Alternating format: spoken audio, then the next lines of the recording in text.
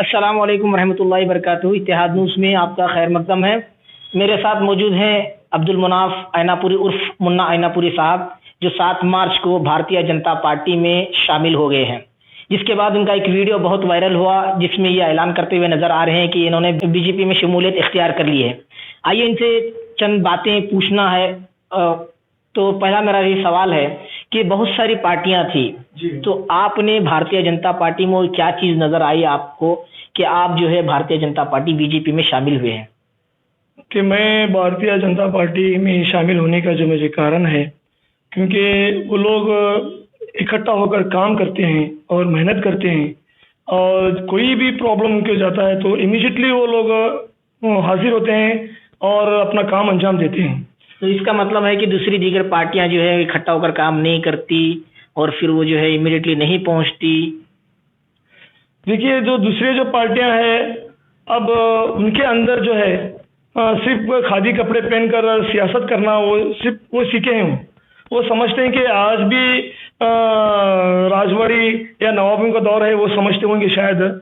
लेकिन बीजेपी जो है वो एक अपना आप को अदना समझ के काम अंजाम देते हैं, और किसी का भी काम वो उनके पास लेके जाएंगे तो इमीडिएटली वो काम करते हैं। और मैं उनको देख रहा भी हूँ, तकरीबन एक 3-4 साल से मैं देख रहा हूँ उनसे। तो 3-4 साल में पिछले गुज़िश्ता जैसा आप कह रहे हैं कि बीजेपी के दौरे हुकूमत में बहुत सारे ऐसे कवानीन पास हुए जो सरासर मुसलमानों के खिलाफ थे। तो क्या आपको ये नहीं लगता कि ये एक पार्टी है जो मुसलमानों के खिलाफ अपने फैसले सुना रही है, कानून पास हो रहे हैं मुसलमानों के खिलाफ, कमजोरों के खिलाफ, फिर भी जो है आपको बीजेपी पसंद आ रही है? इसके पीछे क्या राज है? जी देखिए, मैं आपको ये बताना चाहता हूँ, क्योंकि बीजेपी के अंदर जो भारतीय जनता पार्टी के जो इसके अंदर जो शुमालियत हमारे लोगों की कम है। अगर हम लोग ज़्यादा इसमें शुमार हो जाएंगे, हम लोग 2 या 3% होंगे, शायद हो सकता है हम लोग 20% होंगे, तो हमारी अक्सरियत की वजह से हो सकते हैं फैसले भी बदलेंगे। तो हम लोग अक्सरियत से लोग जाना चाहिए और उसमें शामिल होना चाहिए। शामिल होने के बाद में हो सकते हैं फैसलों में भी तब्दीली आएंगी, क्योंकि जाहिर बात है कि जो फील्ड उनकी रहेगी तो अपने फैसले वो इख्तियार करेंगे। इस तरह वो फैसले आते जा रहे हैं सामने।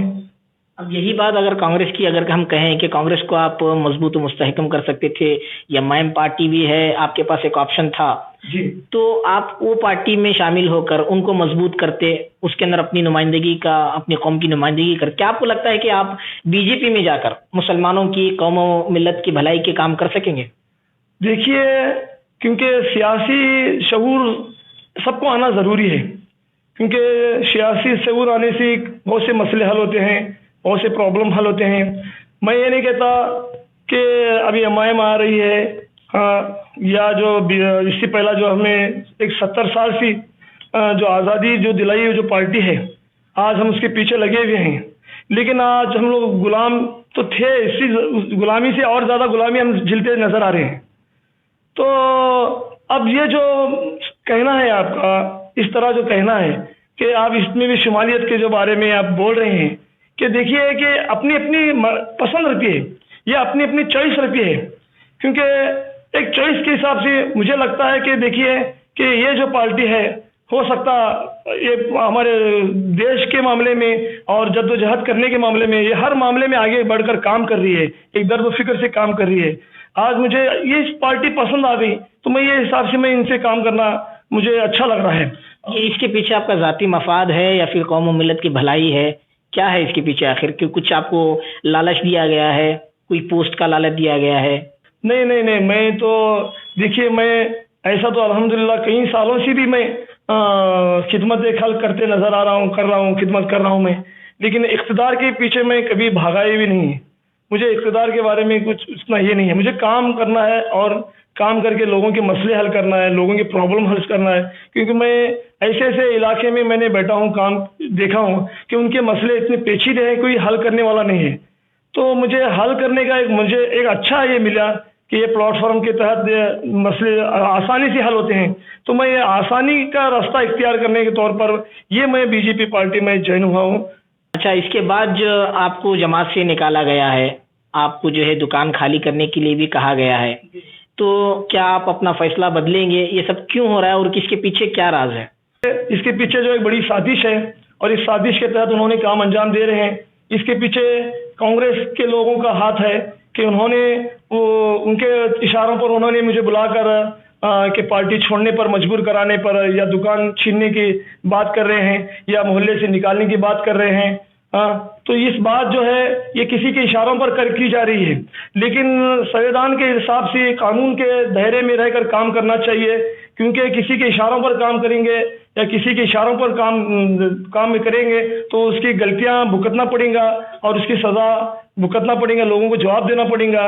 क्योंकि जो भी है काम जब आपके जमात के जो अराकीन है या जिम्मेदार है तो बिल्कुल कानून के दायरे में, बायलॉज के दायरे में आप अपना काम अंजाम देना चाहिए। इस तरह हरासमेंट करने के बाद जो मुझे बुलाया गया और मुझे डराया गया और मुझे धमकाया गया और उसके बाद मुझे आरोपी बोला गया कि तू आरोपी है, तुझे बैठने की इजाजत नहीं है, और तू अभी तेरा दुकान छीना जाएगा और तेरा घर छीना जाएगा, इस तरह मुझे ये करने लगे। मैं एक आज़ाद आदमी हूँ, जो भी पार्टी चाहे मैं इख्तियार कर ले सकता हूँ। ये तो सियासी एक प्लेटफॉर्म है। लोग इधर से उधर जाते रहते हैं अपने काम के लिए, और अब जहाँ आसान काम है वहाँ जाते हैं। तो ये राइट्स है सबको कि वो जहाँ भी जाए उसको राइट्स है। इस किसी के दबाव में क्या करना है, किसी के दबाव में नहीं है। आपने कहा कि ये किसी के दबाव में आकर इस तरह आपको जो है आपके ऊपर प्रेशर डाल रहे हैं, तो किसके दबाव में आ रहे हैं, किसका प्रेशर है जमातों के ऊपर?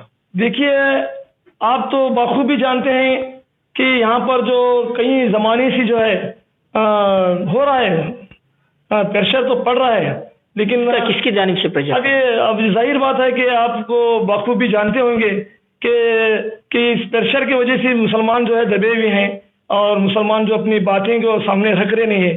क्योंकि एक तो कांग्रेस का प्रेशर है हम लोगों को कि कुछ भी बोलने पर हमें डराया जाता है, धमकाया जाता है, और हमारा काम भी होता नहीं, किसी मुसलमानों का काम भी करते नहीं है, फिर झूठी सियासत करके हम लोगों को डराया जाता है, धमकाया जाता है और फिर उल्टा हमें को हरासमेंट किया जाता है।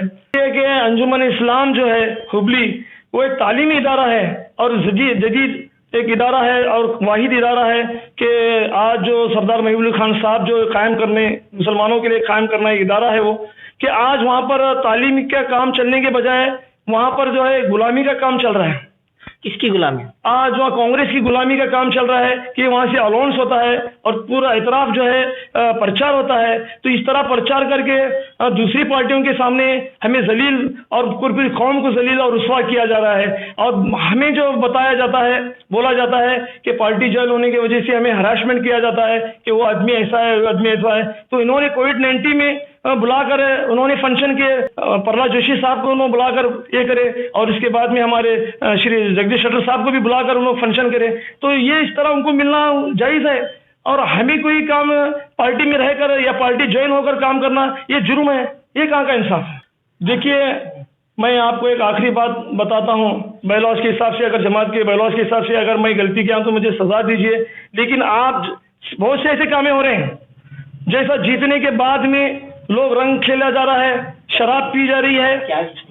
अब जैसा अभी कोई इलेक्शन होंगे, अंजुमन का इलेक्शन होंगे या कोई कारपोरेटर का इलेक्शन होंगे, चाहे वो एमएलए का इलेक्शन होंगे, तो लोगों को शराब की जो दुकानें पर लेकर जाकर शराब पिलाया जा रहा है और लेकर होली खिलाया जा रहा है। तो ये क्या मजहब में ये सब क्या है, क्या बताइए?